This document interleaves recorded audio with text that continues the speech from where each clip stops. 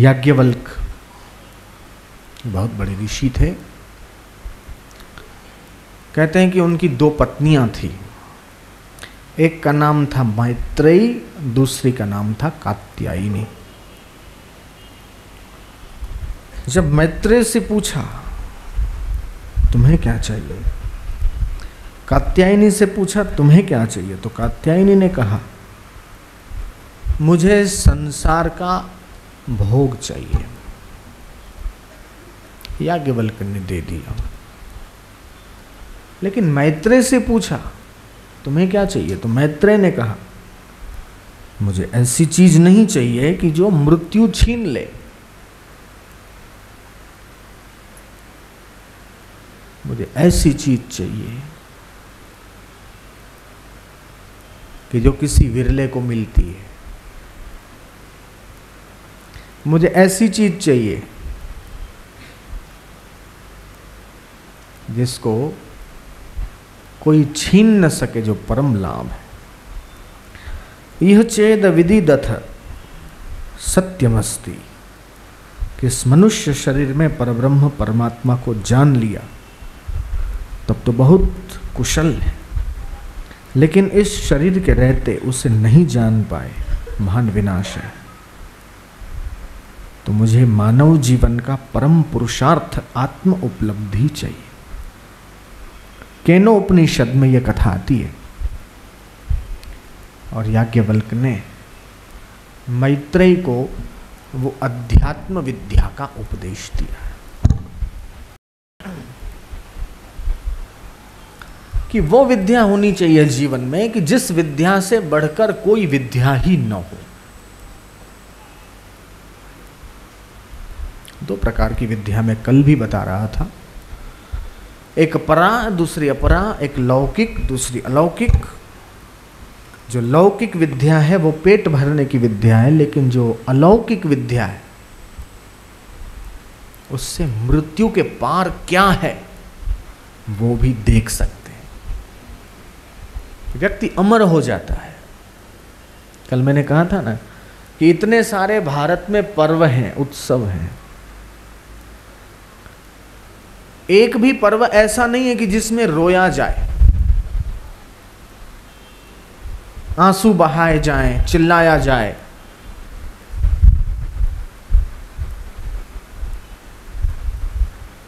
संसार में वैसे ही बहुत दुख है,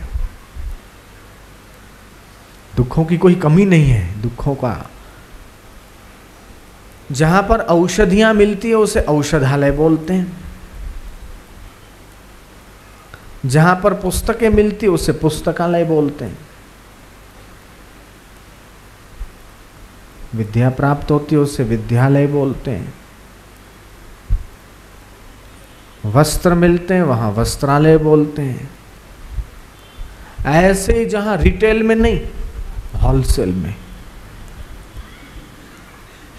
दुख ही दुख मिले, ऐसे संसार को दुखालय बोलते।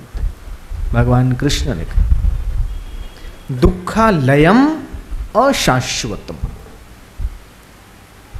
प्रतिदिन, प्रति पल, प्रति क्षण, प्रति सेकंड सरक रहा है। ऑल इज पासिंग थ्रू, जा रहा है, सब मिट रहा है, काल के गाल में समा रहा है। किसी भी वस्तु को तुम संसार में एक जैसा नहीं रख सकते हो। यहां तक कि हमारे पारिवारिक संबंधों में भी एक रास्ता नहीं है। बाप बेटे का संबंध हो, पति पत्नी का संबंध हो, पहली पहली शादी होती है और जो प्रेम होता है, हाँ?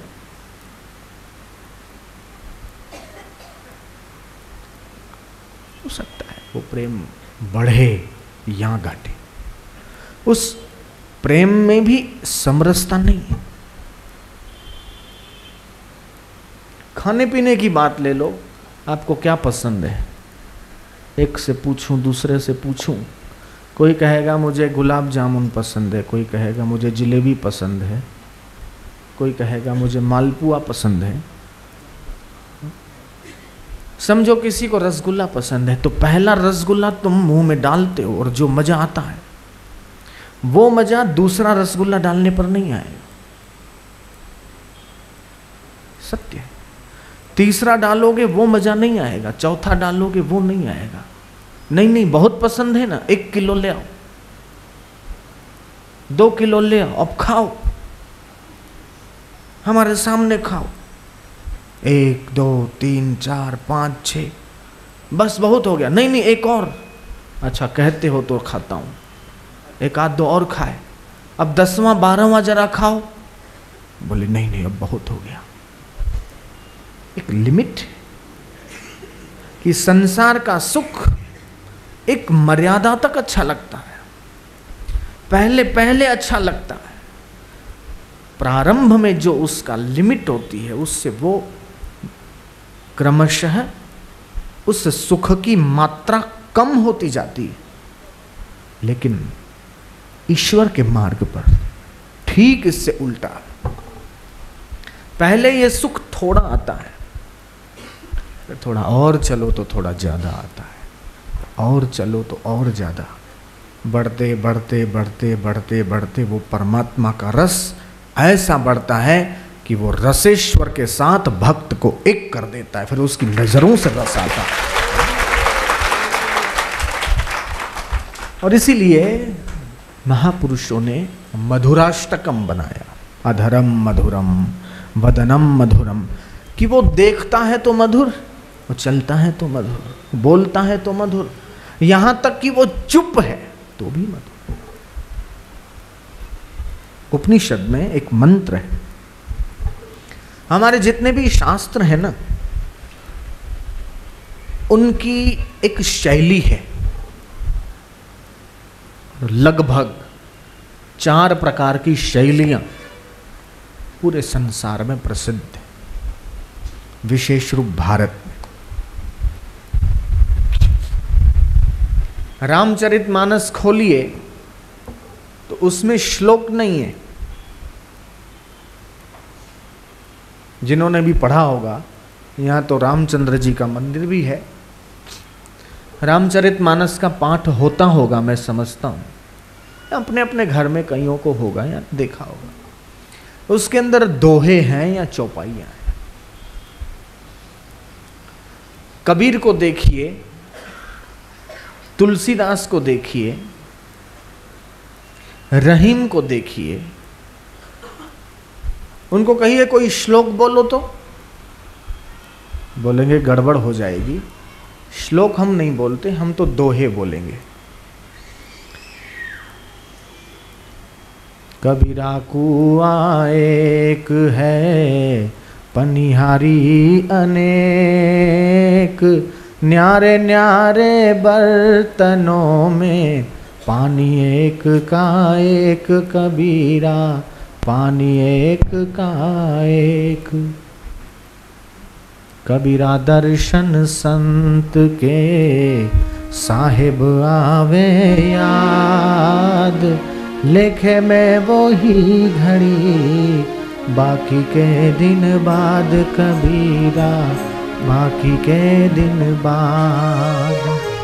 तुलसी तुलसी क्या करो, तुलसी बन की घास, कृपा भई रघुनाथ की, हो गए तुलसीदास, तुलसी हो गए तुलसीदास।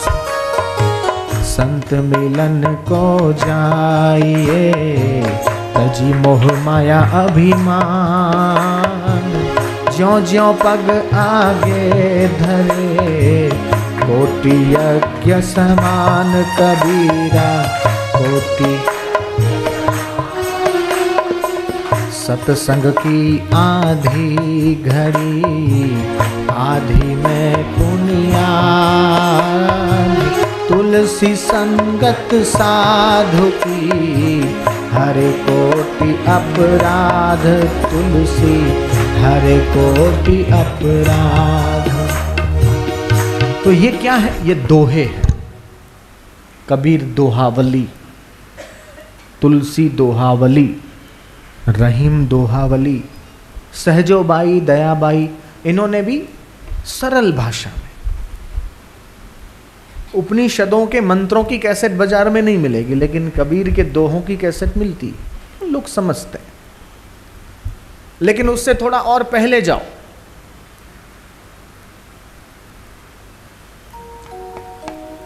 नारद देवर्षि, उन्होंने दोहे नहीं बनाए, बस चल रहे हैं, जा रहे हैं। किसी ने पूछा महाराज कुछ सुना के तो जाओ, एक सूत्र बता दिया, एक सूत्र। अब उस एक सूत्र को पकड़ के अपना जीवन बदल सकते हैं। एक सूत्र, नारद भक्ति सूत्र। लेकिन नारद दोहावली मैंने नहीं सुना, उन्होंने दोहा बनाए नहीं। ऐसे ही शांडिली भक्ति सूत्र, सूत्र है उसमें। शंकराचार्य नहीं, ब्रह्म सूत्र, सांख्य दर्शन का बहुत अच्छा ग्रंथ है ब्रह्म सूत्र, शंकर भाष्य। अब महाभारत जिन्होंने बनाया और 18 पुराण जिन्होंने बनाए वो वेदव्यास। उन्होंने सूत्र नहीं बनाए, दोहे भी नहीं बनाए, चौपाइयां भी नहीं बनाई। उन्होंने क्या बनाया? श्लोक बनाए। अगर वेदव्यास न होते तो कृष्ण कौन है दुनिया को समझ में नहीं आता।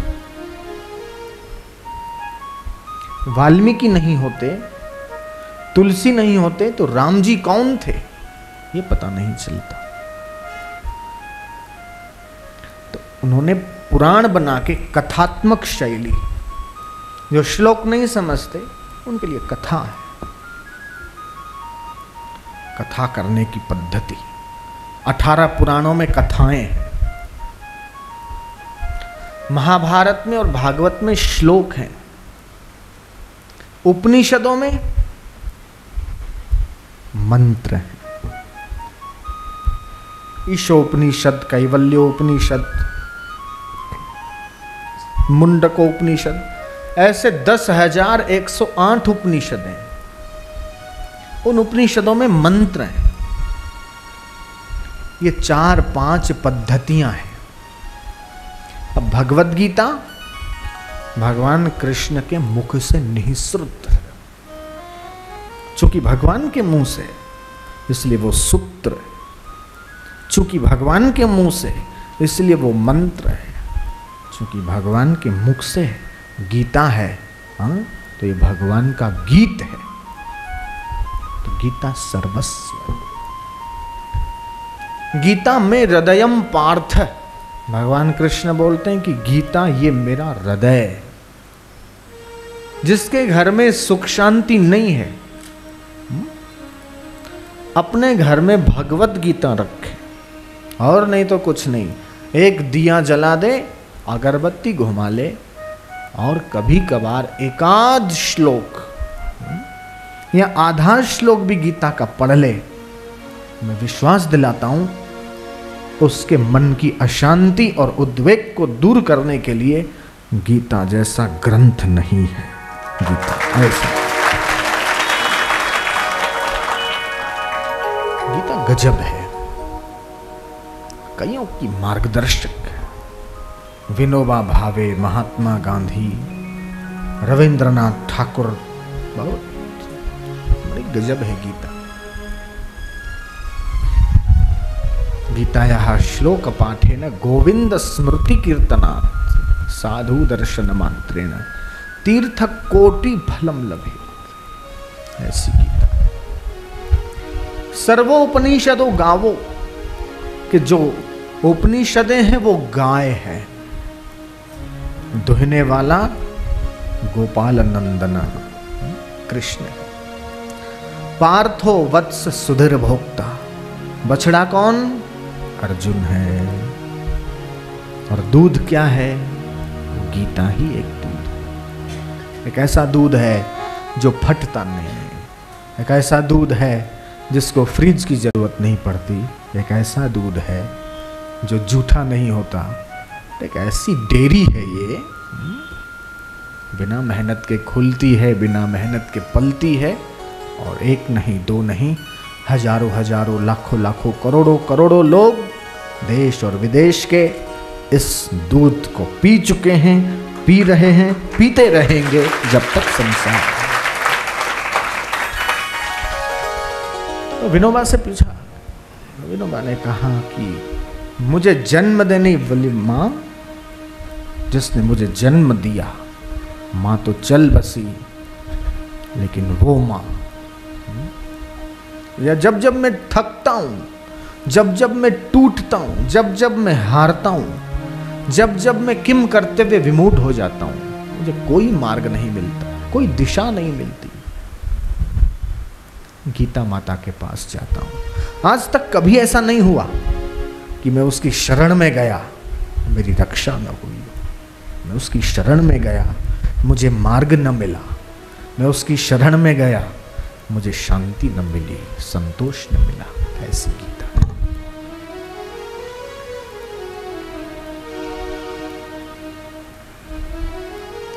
इस शास्त्र को पढ़ने में भी श्रद्धा काम करती है। श्रद्धावंतो न सूयंतो शृणुयादपि यो नरः सोपि मुक्तः शुभान लोकान। श्रद्धा से सुन। एक कथा आती है, भगवद गीता के महात्म्य में आती है। एक बरसात के दिन थे, एक बैल कीचड़ में फंस गया। अब कीचड़ तो कीचड़ ही है, जो निकलने की कोशिश करे त्यों और गहरा गया। अब जल दलदल में जाए भी तो कौन जाए।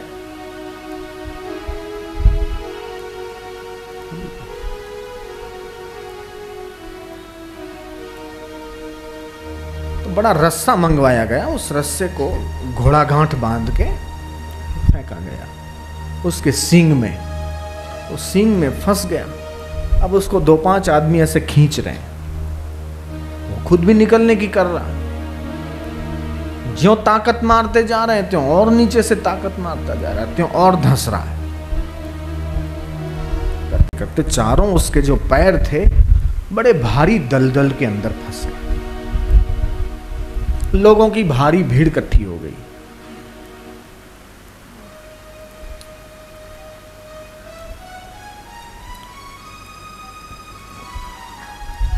निकले कि तो कैसे निकले। शाम हो गई, कुछ लोग चलते बने, 2-4 लोग बैठे थे। एक वैश्या वहां से पसार हुई। उसने देखा इतनी भीड़, क्या बात है। उसने पानी लिया। बोले चोर लोग एक घर से तोता ले आए थे। किसी पंडित के घर का तोता रहा होगा, गीता का पाठ करता था, एकाध श्लोक बोल देता था जो उसे पक्का था। सुबह सुबह वो गीता का श्लोक सुनाता है, मैं सुनती हूं। उसका जो भी पुण्य है इस बैल की सदगति के लिए मैं अर्पण करती हूं।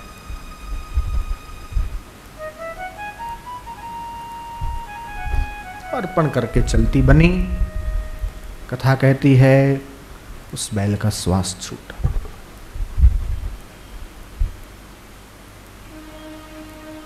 उसी शहर में राजा के घर एक आध वर्ष के बाद एक बालक का जन्म हुआ है। कुछ वो बड़ा हुआ,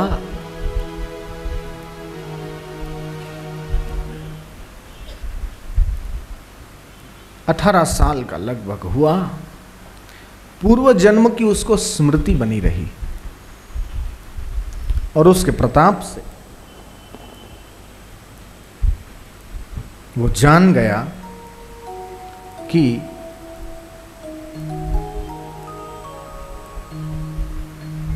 मैं वही बैल था पिछले जन्म में।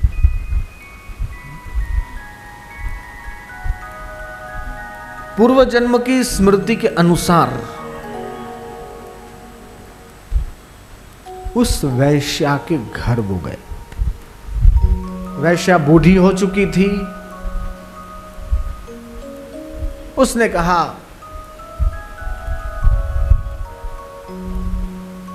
ऐ नौजवान,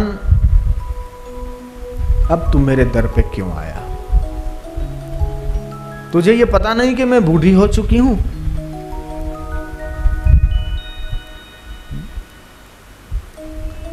बोले, नहीं, मैं तुझे धन्यवाद देने आया हूं, मैं तुझे प्रणाम करने आया हूं। वो लेटी हुई उठ के खड़ी हुई और अपनी धुंधली आंखों से, नजर कमजोर हो गई थी। क्या बात है? बोले, मैं राजकुमार हूं। राजकुमार, और यहां इस वृद्धा के पास, जिसने पूरी जिंदगी याद नहीं कोई अच्छा काम किया, इतना बदतर जीवन मैंने गुजारा है, तुम मेरे द्वार पे आए और प्रणाम कर रहे हो, ऐसी तो क्या बात है? तब वो राजकुमार बोलता है, याद करो, आज से 18-19 साल पहले शाम का समय था और एक बैल दलदल में पड़ा था। लोगों की भारी भीड़ थी और तुमने उसकी सदगति के लिए कुछ अर्पण किया था। उसको याद आया। बोले, हां, तोता मर गया, कई वर्ष हो गए, लेकिन एक बार कुछ चोर लोग मेरे पास आए थे, उन्होंने एक तोता दिया था। तोता हर रोज सुबह भगवत गीता का श्लोक बोलता। मुझे याद नहीं मैंने जीवन में कोई अच्छा काम किया। अभी थोड़ा बहुत नाम लेती हूं भगवान का, ताकि कुछ कर्म मेरे कट जाएं। बाकी न तो मैं किसी सत्संग में गई, न तो मैंने कभी माला फेरी, न तो मैं किसी मंदिर में गई। मेरा धर्म, मेरा कर्म तो वैश्या का था। वैश्यावृत्ति से जीवन निर्वाह करती थी। और उस तोते के मुंह से भगवत गीता का श्लोक सुनने का जो भी पुण्य रहा होगा, लेकिन मैंने उस बैल की सदगति के लिए अर्पण किया।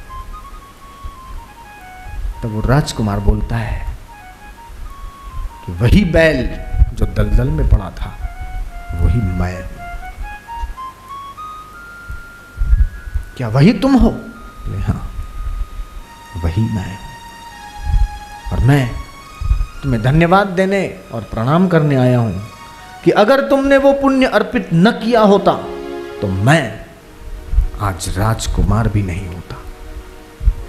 अब मैं आपसे पूछता हूं, ये बात तो गीता के महात्म्य में पूरी हो जाती है, लेकिन एक तोते के मुंह से वैश्या भगवत गीता का श्लोक सुनती है और वो पुण्य अर्पण करती है, तो बैल एक राजकुमार बन सकता है। तो जो संत के मुख से भगवत गीता का श्लोक सुनेगा,